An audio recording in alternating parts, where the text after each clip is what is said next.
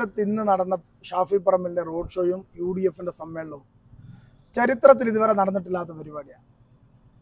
10-25 വർഷമായിട്ട് വളരെ സജീവമായി ഞാനും രാഷ്ട്രീയത്തിലുണ്ട്. പക്ഷെ ഞാനിന്ന് പ്രായമുള്ള 1-2 ആളുകളോട് ചോദിച്ചു. അവർ പറയുന്നത് ഞങ്ങളുടെ ആയുസ്സിന് ഇങ്ങനെ ഒരു പരിപാടി, ഒരു സമ്മേളനം നാദാപുരത്ത് നടന്നിട്ടില്ല എന്നുള്ളത്. ഇതില് ഒരു കാര്യം മനസ്സിലാകുന്നത്, ഷാഫി പറമ്പിനുള്ള ജനകീയത, ഷാഫി പറമ്പിനുള്ള സ്വീകാര്യത അതൊരു വലിയ സംഭവമായി മാറുകയാണ്. കാരണം ഒന്ന് സ്ഥാനാർത്ഥിയെ കാണണം, ഒന്ന് തൊടണം, ഒന്ന് ഷെയ്ക്ക് ഹാൻഡ് ചെയ്യണം. റാലി കണ്ടപ്പോൾ അത്ഭുതമാണ്. ഒരു ഒഴുക്കാണ്, ഒരു ഒരു ഒരു പുഴയുടെ ഒഴുക്ക് പോലെ ജനങ്ങൾ ഒഴുകുകയാണ്. ഒരൊറ്റ ബിൽഡിങ്ങിന്റെ മേലെയും ബാക്കിയില്ല, ഒരൊറ്റ പോക്കറ്റോടും ബാക്കിയില്ല. ജനങ്ങളിങ്ങനെ ഒഴുകി ഒഴുകി ആ ഗ്രൗണ്ടിലേക്ക് വരികയാണ്.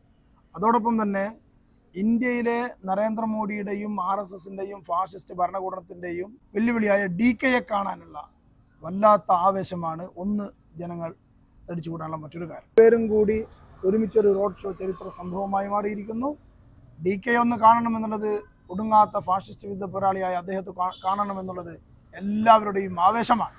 കാരണം 5000 കോടി രൂപയും കർണാടക സ്റ്റേറ്റിന്റെ മുഖ്യമന്ത്രി പദവും വെച്ച് നീട്ടിയപ്പോൾ അതിനെന്റെ ചെരുപ്പ് കൊടുത്തേക്കാമെന്ന് പറഞ്ഞ ഏറ്റവും വലിയ ഫാഷിസ്റ്റ് വിരുദ്ധ മുന്നണി പോരാളിയാണ്, ട്രബിൾ ഷൂട്ടറാണ് അദ്ദേഹം. നാദാപുരത്തെ രാഷ്ട്രീയ ചരിത്രത്തിൽ ഒരു ഐതിഹാസികമായ സമ്മേളനത്തിന് സാക്ഷ്യം വഹിച്ച് ചരിത്രം രചിച്ചിരിക്കുന്ന ആ ഒരു ആനന്ദത്തിലാണ്. ഇനി അതൊക്കെ വോട്ടായി മാറുമ്പോൾ ഷാഫി പറമ്പിൽ ചരിത്ര വിജയം ആവർത്തിക്കും എന്നുള്ളത് സുനിശ്ചിതമായ കാര്യമാണ്.